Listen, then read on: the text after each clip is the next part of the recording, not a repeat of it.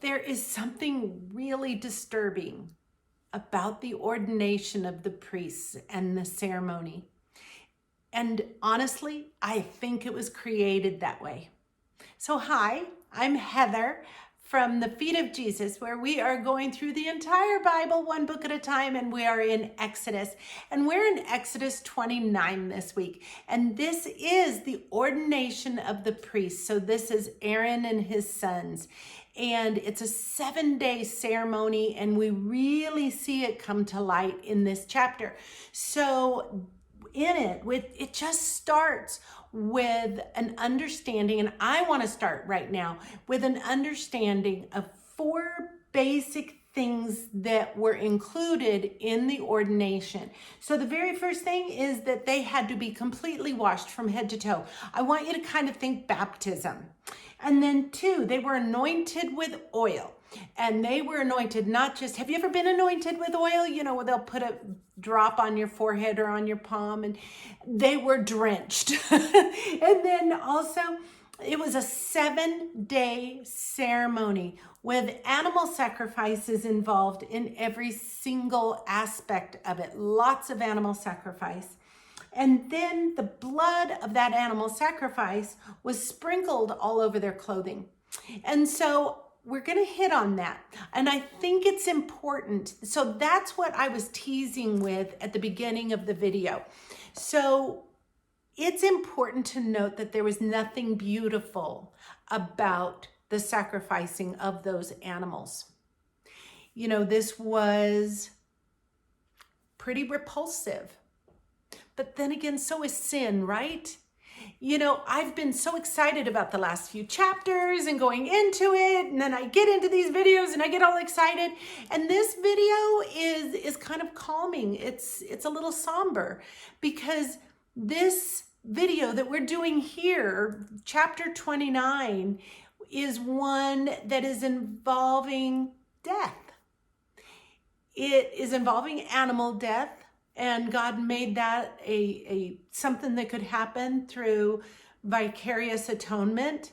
And I'm so appreciative that God did that for them and for us. But there's nothing beautiful about it.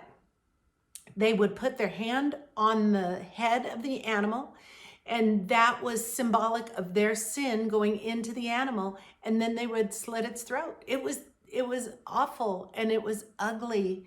And it was disturbing. I'm sure it was disturbing. There were many, many, many animals sacrificed in that 7-day period. And so we need to make sure that we don't gloss over that. I think sometimes in our love and our zeal for where we are in our Christian faith with the new covenant, and with it, the sacrifice being over, the time of sacrifices being over, sometimes we can go, oh, isn't that awesome? Yes, I sinned today and I'm coming before the Lord, and yes, he's going to forgive me, and yes, he will. But I think it's important to remember where this comes from and where our need for Jesus comes from, and our need for Jesus and for what Jesus did on the cross. It goes all the way back to here. It goes back to the fact that the wages of sin is death. And to atone for that, that's either our death or the animal's death. And so through vicarious atonement, the animals here were the ones sacrificed. So it was symbolic. This disturbing nature of this was symbolic of the destruction of sin. Whew, that's a lot to take in, isn't it? So anyway, in verse 14 is a good one. I'm going to read it. Here we go. But the flesh of the bull with its skin and its offal, you shall burn with fire outside the camp. It is a sin offering. So that can be tied to Hebrews in the New Testament, Hebrews 13, 12 through 13. And so I'm going to take a minute to get to that with everybody else, because I didn't mark my place so we all have a few moments to get to it. So Hebrews 13, 12, and 13. So I'm going to read that for us. So it says, therefore, Jesus also, that he might sanctify the people with his own blood, suffered outside the gate. Therefore, let us go forth to him outside the camp, bearing his reproach. So let's go back to verse 14 in Exodus 29.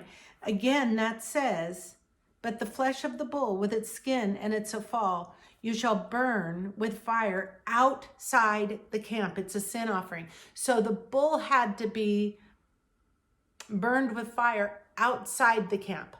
And same with Jesus, outside. And so there's a tie there. Then we go to verse 27. I thought this was just kind of interesting. Verse 27, it says, and from the ram of the consecration, you shall consecrate the breast and of the wave offering with it, which is waved, and the thigh of the heave offering, which is raised. So the wave offering was horizontal, and the heave offering was vertical to God. And that's where they did the heart, the breast of the animal sideways, and the leg, the thigh of the animal sideways. Each part of the animal had a specific process, a specific part in this ceremony. And then, so how did Jesus fulfill this priesthood? That's big. So Jesus fulfilled the priesthood by offering, being the one to offer the sacrifice, and being the sacrifice. So he offered it and he was it. So going back to Hebrews 9:26, wouldn't you know I took my finger out from the from the place where we were. So you probably didn't. You were probably better than I was.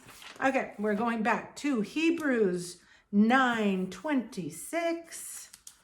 So Hebrews 7, Hebrews 9:26. And that says, he then would enter the most holy place every year with, okay, sorry, lost my place. He then would have had to suffer often since the foundation of the world. But now, once and at the end of the age, he has appeared to put away sin by the sacrifice of himself. So Jesus was the priest and the sacrifice. That's how he fulfilled the priesthood. I think that's very interesting. So freedom is the direct result of God's intervention. We are able to have the freedom we have today as a direct result of God's intervention. And that's important to know. So they would go through this entire 7-day process of all this sacrifice and all this stuff. And then God ended it with instructions of, okay, now daily, I need you to do this again. Daily, I need you to sacrifice an animal. And that's from here on out. That's what God was calling them to do. So we're going to put our Bibles aside. We're going to pull our workbook out. If you haven't received the workbook, you can still do so. Easy breezy on Amazon. So the main themes, at first I was thinking, well, that'd be easy. It's the ordination ceremony of the priests. But then I really was thinking about what we worked on and how we dealt with this week. And really, I think it's sacrifice. I think it's the wages of sin. I think that was such a huge part of the ordination ceremony that for me, that was my main theme this week. And theological implication. I hinted at this when we were going over the other, but I think the more I come to terms with how they had to be so precise and so the solemnness and the holiness of every aspect of this, that it has really helped me see in my own walk how I need to be appreciative of the freedom I have in Christ. Absolutely. But I think it helps me to realize how precious it is that I can come before the Lord. How precious it is that Jesus died on that cross. And when he said it was finished, it was finished. And so I think that was my biggest takeaway for theological implications. As far as individual verses, 29 verse 1 and 29 verse 10 stood out for me. I'd be interested in what stood out for you all. Please mention it in the comments. And then finally, we have our Exodus 29 verse 43, our study verse. So it says, "And there I will meet with the children of Israel, and the tabernacle shall be sanctified by my glory." You know what this is? This is going back, and this is where our solemnness can be pushed aside a little bit and we can get joyful again. This is amazing. This is that through all of this that we've been reading about in the last few weeks, God fulfilled his promise that he gave the children of Israel before they ever left Egypt, that they would be his children and that he would be their God and dwell among them. This is it. This is what we're talking about here. Whew. So God always fulfills his promises, right? That's my application with this study verse. And, you know, for some reason, it really led my heart to realizing that whatever he tells us, so he will fulfill his promises, right? But whatever he tells us to do, he will also give us the means to do it. He will help us fulfill that. So, my friends, next week we're in Exodus 30 and 31, and I am close to sending our next book to the publisher.